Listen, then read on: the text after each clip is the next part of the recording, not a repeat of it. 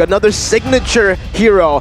But Aura now with the last 2 picks to round up their first phase. They want to go for something crazy. In the mid lane, we can still see that there are a lot of options here, Arashi. There's one hero in particular. Well, Beatrix going to be picked up and the Esmeralda. But there's one hero in particular that I want to ask you about.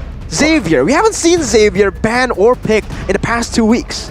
Well, it seems like he's just a bit too vulnerable in the current meta, so it's easy to play around his crowd control, whereas some of the newer, more effective heroes, right, they just have a lot more outplay potential, they have a lot more consistent utility, so I think that is the options that teams are trying to go for. For Aura though, getting that Esmeralda in the hands of Fluffy will be so good, because this man, we've talked about Boots, but Fluffy actually has his own highlight moments in the previous season.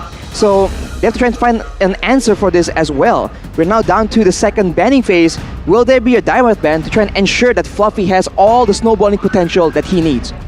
Aura Fire, well, Facehugger actually said this just now. If you guys saw on the left side of the screen, he's not afraid of Onyx Cheese strats because he and the team also have strategies to fight all of the cheese strats that Onyx have.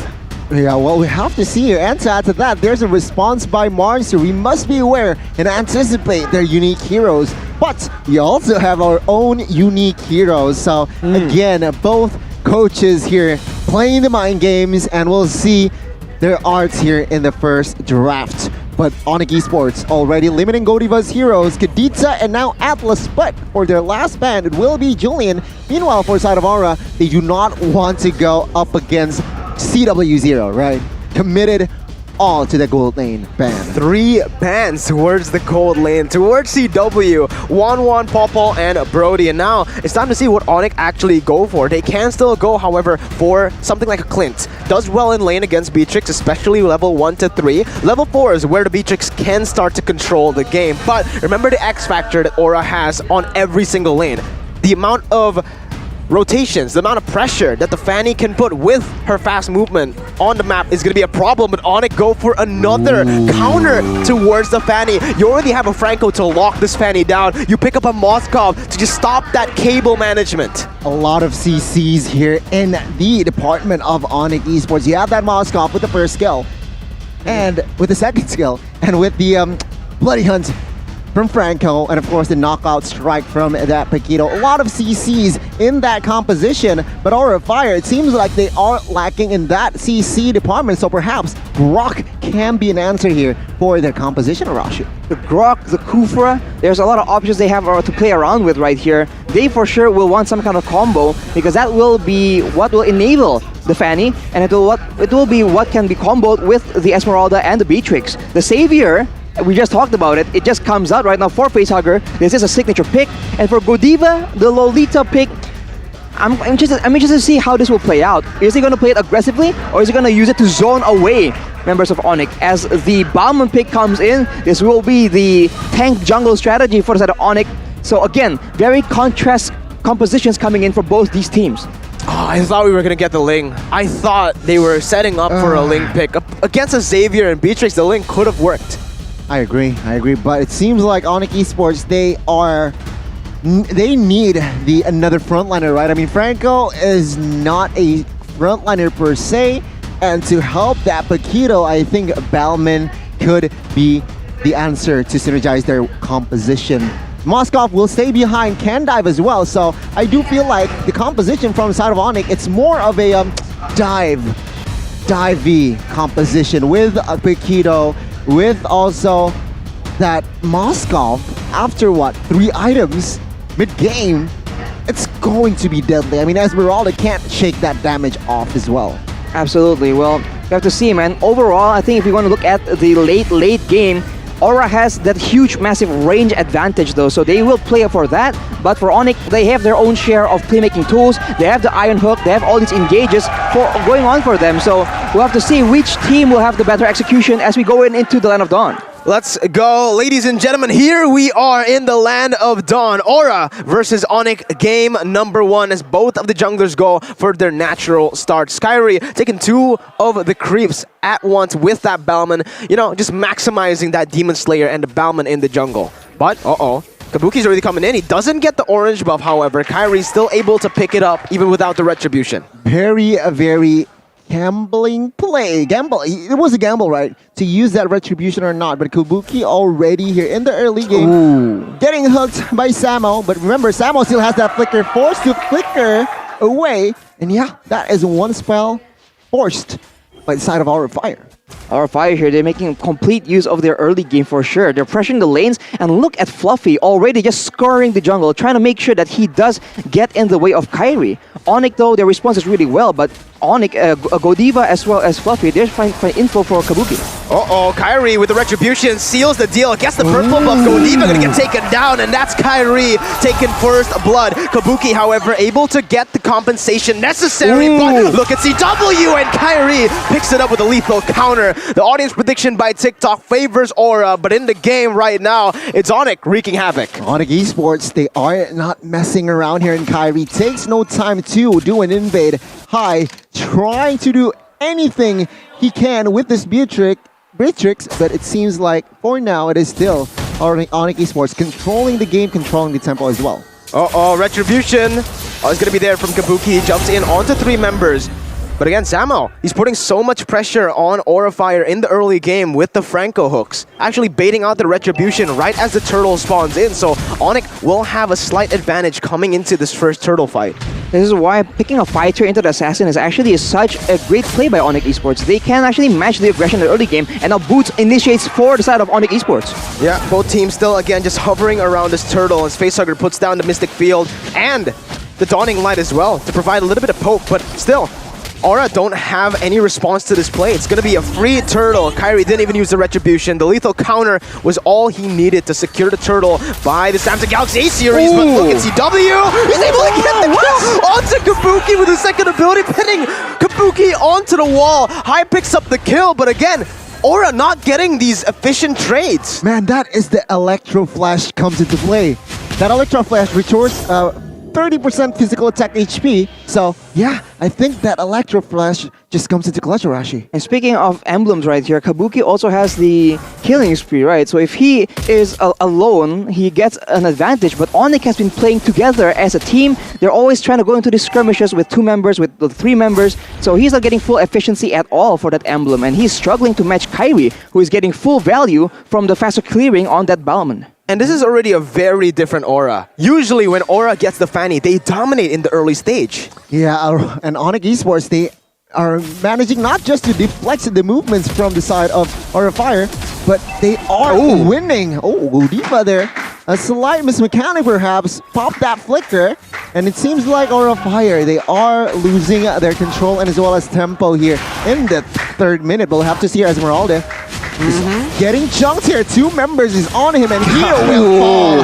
Boots, and as well as Drian, but on the other side. Luminant Blast onto 3. There you go with the Valentina. He's able to steal it away as Godiva tries to put the damage back on to the team. Kairi, did he actually steal the purple buff? Well, Godiva is going to have to run for his life because Kairi and Boots are here to take him down even under the turret. It's a double kill picked up, and Aura are getting outclassed. And yes, Kairi took the purple buff away from Kabuki. Oh, already here in the 4th minute, but Falling Storm here just to deal a little bit of damage. Now, their main focus for side of Aura Fire is to clear the mid side, which of course with that ult from Xavier, they will manage to do so. But now tempo has gone down here. CW already farming like heck with on this Moskov. I feel like minute number 7 is going to be crazy for this guy already. Well, fun fact by Grab here, ONIC and Aura Fire are the 2 teams that has not been defeated in MPLID Season 10. And right now it is on the side of ONIC Esports, the tempo of the game that is. And honestly, Drian stealing away the Numenon Blast, that was such a smart play, and I think we can look forward to even more of that because he has so many options. There's so many good ultimates on the side of Aura Fire and ONIC Esports. They orchestrate a dive right here. Oh, it's another dive here. Drian with the Numenon Blast, able to pin someone down. It's only Godiva though, as Kabuki jumps in for some damage. Another Numenon Blast by Godiva, but ONIC with the disengage to get out. Man, oh man, it's a very, very, I don't know. It seems like ONIC Esports, they are controlling the game here. But what can Aura do here at the stage, Arashi? You have to wait here as a 3v2 situation bot side, another dive. Samo taking the turret here. Yeah, Samo just pushing them off, putting some pressure down as he goes for an iron hook. He actually gets the Beatrix there down below, and the Beatrix will be taken down. No, he just gets out barely, but CW is able to chase him down. Dawning Light onto 3, and that's Kabuki coming in with the damage. Not enough. CW with the Spear of Misery, just not letting Kabuki play the game. Fluffy though jumping with the Falling Star Moon onto CW. That's gonna be the Monon's Blast by Drian. Actually very nicely placed onto Fluffy as CW makes his escape. Boots as well comes in for the knockout strike, and Kairi picks it up with the lethal counter. CW, he gets out, and Kabuki is gonna get taken down. ONIC, clinical display. Debated. I mean, all of them Aura members, they are trying to desperately get that kill. But it seems like the teamwork, the synergy, the coordination from ONIC Esports, it's just too much. And now Aura Fire, they are behind 5,000 in what, 6 minutes, Arashi. This is not a good sign. It's absolutely not a good sign. There's only 2 kills on the board for Aura Fire, and we mentioned how they like to win the team fights early on and then use that advantage to get the objectives. But ONIC Esports, they're not even letting that go, so they take all the objectives, they're winning all the fights and surviving with barely a sliver of HP. I think Aura Fire, they have to try and play together here, because you see if they go in at the same time, they have a better chance, but OCW, wow, he gets out! And Samo too! Cancel! Oh my god! Samo gets the iron hook onto high, he's gonna fall! My goodness, ONIC Esports completely outclassing Aura Fire. Wow, they are reading Aura Fire like a book there. And yeah, well-timed Bloody Hunt to cover. This is to cover CW, his gold laner, and both of the members survive. Item-wise here, Arashi. Uh-oh, wait a minute though. There's another fight here as Kairi dives in deep under the tier 1. You will not find anyone except for a turret. Arashi, again, time to take a look at the items. Well, Boots on the Paquito has a Bloodlust Axe, so he can be a lot more dynamic in those fights. And whereas we can look at Facehugger, he only has the Clock of Destiny and the cooldown boots, so he doesn't have nearly enough utility to try and poke down or even deal damage. Same thing for High, he has the BOD, but that's about it. They are so behind, and they do not have enough damage to burst down the members from ONIC Esports. The only one they can possibly try and get is Drian and CW, but with 3 very strong front lines in Kairi, Boots, and Samo HT, right? 3 fighters, 3 tanks in the 3 tanks in the front line. ONIC Esports can just bully them away from the objectives and actually take slowly and surely take the objectives from Aura Fire. Yeah, I mean, item-wise, I do want to point out that a Genius one was built as well, so Valentina by Drian, so Valentina is going to deal a lot of damage here, but Kairi opening up the map. Way too tanky. That was, what, Dawning Light, Mystic Field, everything actually popped there to just deal a little bit of damage onto Kairi. What items did he have, Arashi? Kairi already has an Antique Curse. He has a Sky Guardian helmet as well, I believe. So he has a lot of HP to try and absorb the damage coming in from Aura Fire. And I don't know, they had a lot of time as CW. A solo kill. That is ridiculous. Against a Fanny with High and Dry. 1-for-1 here, court side of Kabuki. Not good. I mean, ONIC Esports is just dismantling Aura Fire's defense here. Last turret, bot side before the base turret, and it seems like they are stepping on the gas here with this first Lord unenhanced though. But we'll see, can Aura Fire defend this one? Looking at their composition, I mean, they have Beatrix, they have as well as Xavier, and as well as Lolita, so their high ground is still a-okay. Facehugger has the Enchanted Talisman built right now, so a lot more cooldown reduction, a lot more regeneration on that mana that he needs to clear those waves. But the question is, how long will that last? Because ONIC Esports, all they have to do is bully the members of Aura away. Wow. Deny everything just like that, and then once Aura is on the back foot, they rely on Samo to get a hook, and Aura will be already moving backwards, and they won't be, available to try and save their comrades. Aura are sweating in their own jungle, and they need the new Axe effect. With the new upgraded dual action Dio body spray, shush! They can fight up that sweat, man. They can fight up that sweat. And I do want to add this. Season 9, I mean, Fanny's Kabuki is so notorious. Yeah. And now, 11,000 gold difference here. ONIC Esports, they are, you're, like I said, outclassing Aura Fire. We'll see with the Lord push. Let's see. They still have a whole lot of high ground defense with High on that Bennett and Facehugger obviously on the Xavier. They are able to clear out the Lord, but it is only the first Lord, the unenhanced one. ONIC though, Samo with a flicker, he gets Facehugger! And just like that, they're able to find a pick. Meanwhile, Kabuki jumping in will just just get slaughtered by CW. Godiva with the shield. A 3v4 situation right now. Drian isn't able to finish Godiva off. They're picking up the turrets on the right, and it's actually going to be Aura who still manages to defend. However, ONIC pick up a turret down below. Okay, one base turret falls here. Two structures left for the side of our fire. Base still the base expose the base, but now ONIC Esports. Oh, Nonian Blast by Drian will not connect on towards anyone. Or a fire still holding on here. Hi. Finally, after a long time, he secures that Hunter Strike. So there's penetration, but we'll have to see here. Is it too late? Instant replay by the Samsung Galaxy A series right here, and look at ONIC. They just control the waves, and Samo, understanding that now Aura is looking for to dodge away from the Iron Hook, he just goes in with the flicker and completely catches Aura Fire off guard, and the instant follow-up by ONIC Esports is just deadly, man. Aura Fire, they need to find a solution, because right now, they're just waiting for the members of ONIC Esports to get the value play, and then they react always just slightly too late. Damage dealt by Axe here shows Drian is doing a lot of damage, but so is Boots, and Facehugger on that Savior with a lot of poke. He is still all the way down, even below CW. Yeah, Godiva gonna get hooked, instantly bursted down here, and Godiva actually still managing to survive there with the Dawning Light to help him out. But yeah, Kabuki, I was right. All right, so I gasped earlier when you were analyzing Arashi because Drian took Kabuki's purple buff away. So I think the last time Kabuki actually got a purple buff was when he was level 3. I think so. So yeah, a very tough game here for that Fanny. I mean, Drian now, he has the Holy Crystal here. So the BOD of Fort Magical has been secured by Drian. We'll have to see here the impact as the Lord, the Enhanced Lord, now is up, and Kabuki, no purple buffs. They're denying Kabuki his playmaking before it even begins, man. He's just not letting...